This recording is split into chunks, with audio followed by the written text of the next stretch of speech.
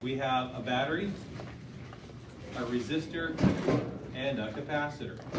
If we start with a capacitor with no charge on it, so Q naught equals 0 at t equals 0. And by the way, when you put Q naught, that's what that means, right? That means Q at time 0. All right? If we follow Kirchhoff's rules, well, first of all, is this negative or positive? Negative. Negative. I almost wrote positive. And it's positive. This side would be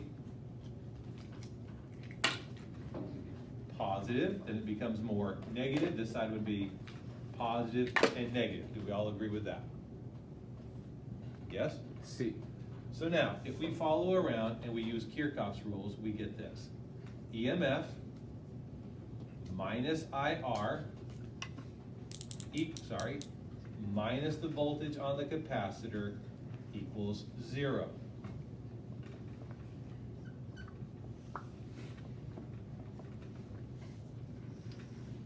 Now, if we go to our auxiliary equations, we have that C equals Q over V. So V of a capacitor equals Q over C. So that's what that's going to change to. And what's our equation for I? More basically. Q over T, which we changed to dQ dt. And we plug all this in. So now we get EMF minus dQ dt times R minus Q over C equals 0. And now comes the hardest part of the entire derivation. I'm going to assume, again, I don't know if I'll post this or not, but for those of you that are not in my class, I'm going to assume that you've done the air resistance equation before. If you've not, I guess I need to post that as well. But let's take a look at this. And the first thing we need to do is separate so we can integrate. So we need to separate. Remember that when we separate to integrate, we have to have all the dq's on one side in the top part, in the numerator. We have to have the dt's in the numerator on the other side. So we have to get this and this to one side and the t to the other side. But if I move this over there and then multiply, I'm going to have these two separated. That's not going to work. Let me show you how to do this. So first thing I'm going to do is I'm going to put EMF minus Q over C equals R dQ dt. I'm going to make common denominator.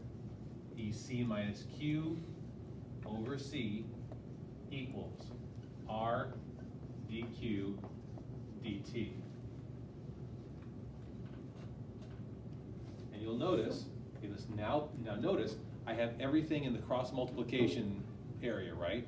I don't have anything minus something, etc. I can just multiply stuff.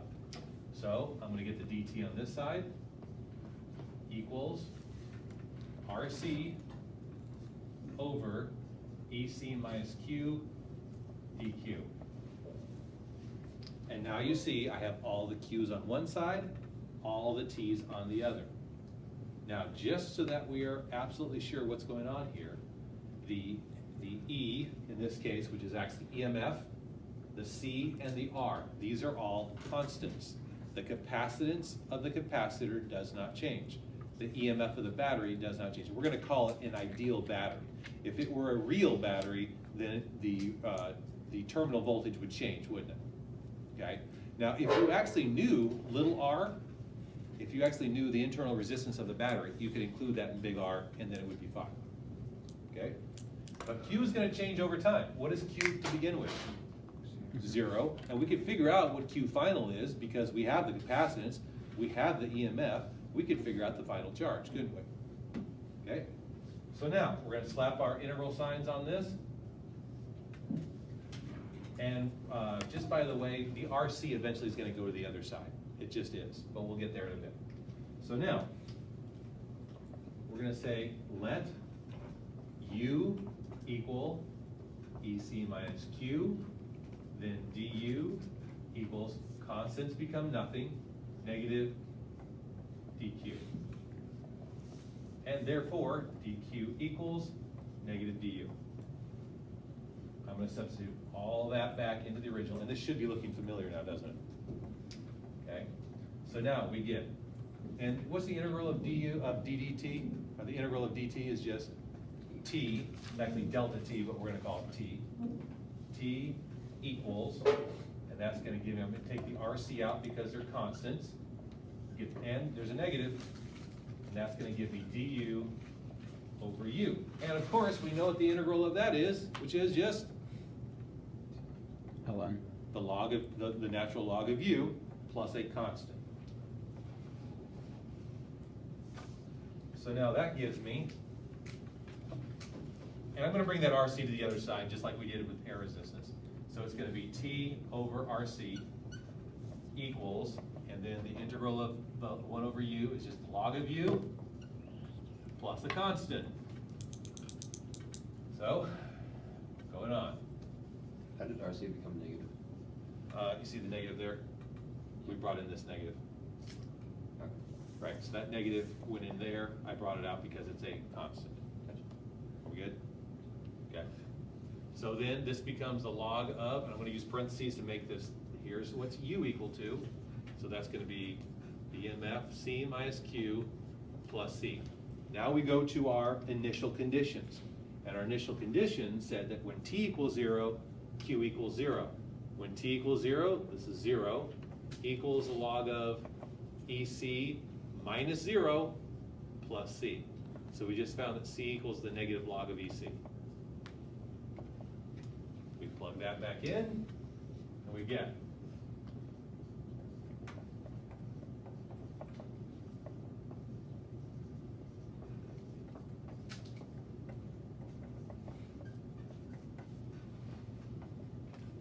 we all good so far? Looks very familiar, doesn't it? I think this pen's not writing so well, so I'm going to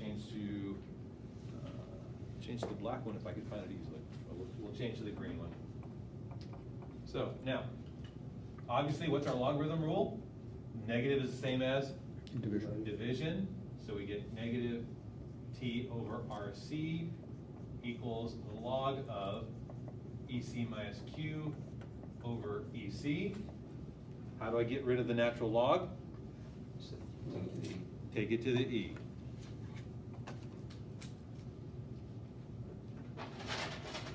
So when I take this to the E, I get E to the minus T over RC equals EC minus Q over EC. Multiply this to the other side.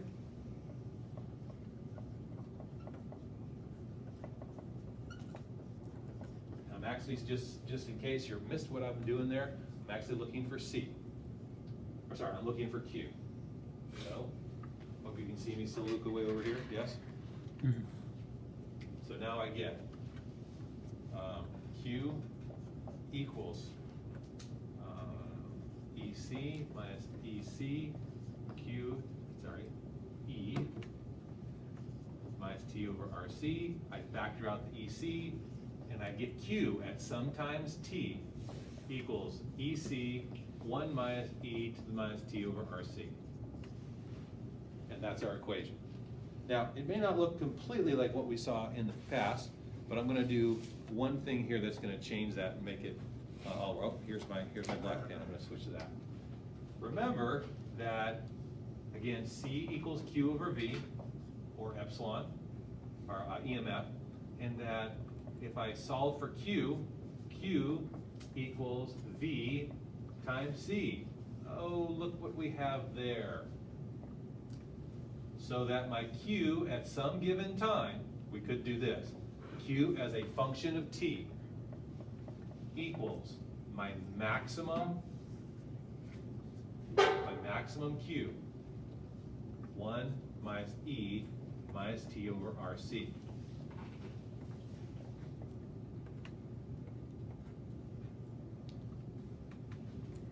And, once again, looking at what we have here, seeing that Q equals VC, yes?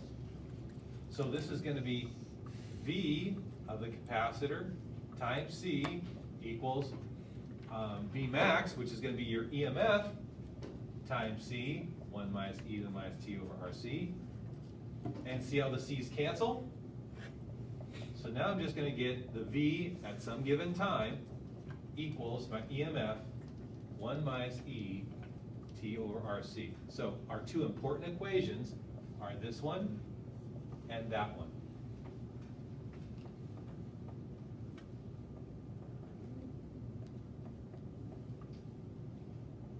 Now let's look at what these look like graphically. Graphically, if we look at v or c as a function of t, at time equals 0, e to the 0 equals 1, 1 minus 1 equals 0, so it's going to start at 0 and it's going to go to some number. So it's going to look like this. Now there's one other equation. These right here. Mr. Murray, Yeah. you did v comma q, c instead of v comma q. Oh yeah, that's Q. Sorry. Good job. This is charging.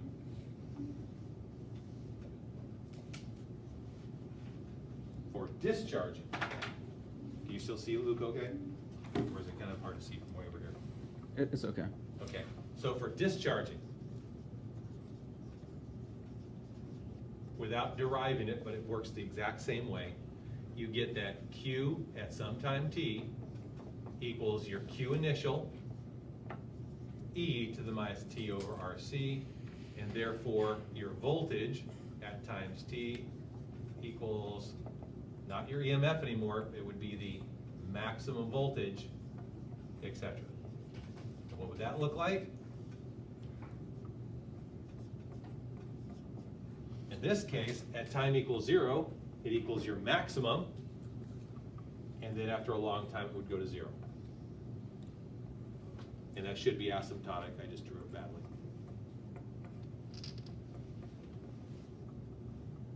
Now as for the current, we should remember that in steady state, meaning before all of this starts, and after the end of all this starts, our capacitor at the very beginning is just like a wire, and so it starts at a maximum and goes down. So this is actually the I equation.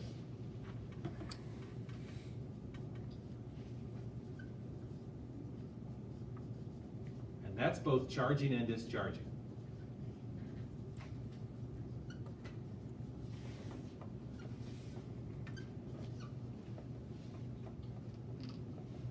Go ahead and pause.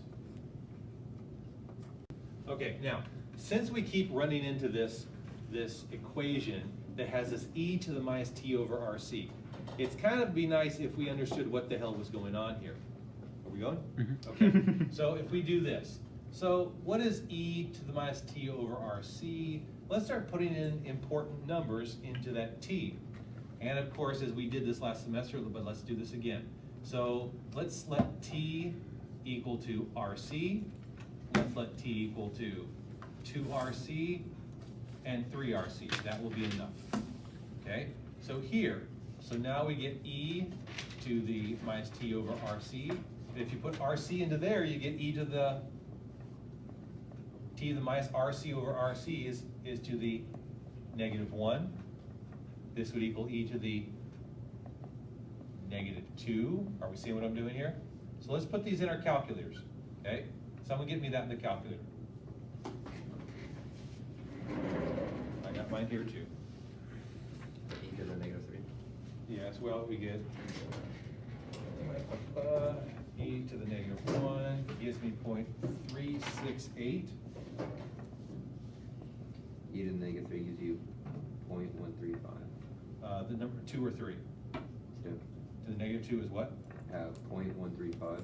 135 and 0.049 or something like that? 0.047. Is that it? Okay, now, here's the interesting part. 0.0497. 497? Yeah, 97. So, now here's the interesting part. This, running out of space here, sorry. Oh well. If I look at these two, 0.135 divided by 0.368 equals